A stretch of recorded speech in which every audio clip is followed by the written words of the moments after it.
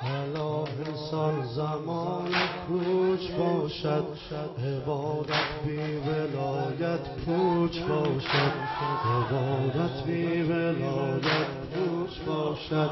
دم جان بخش عیسی از علی بود، عصای دست موسی از علی بود، نبی را یار و هم صحبت علی بود، شب معراج آن آیت علی بود.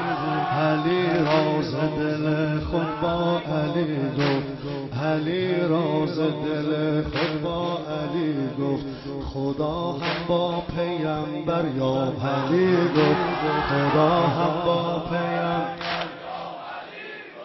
شبی در محفلی ذکر علی بود، شنیدم عاشقی فرزان فرمود، اگر آتش به زیر پوست داری نسوزی گر علی را دوست داری، نسوزی گر علی.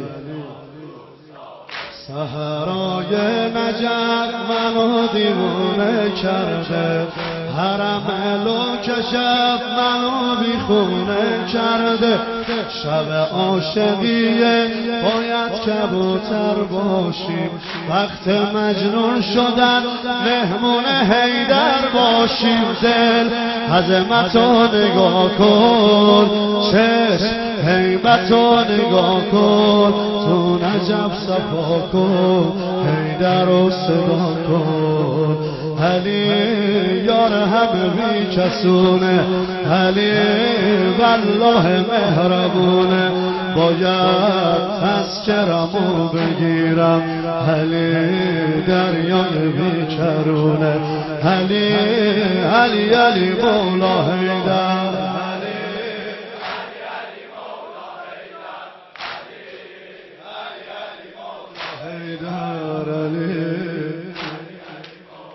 امیر المومنین شاه مردان حیدر، با نگاش ما را میکنه سلمان حیدر.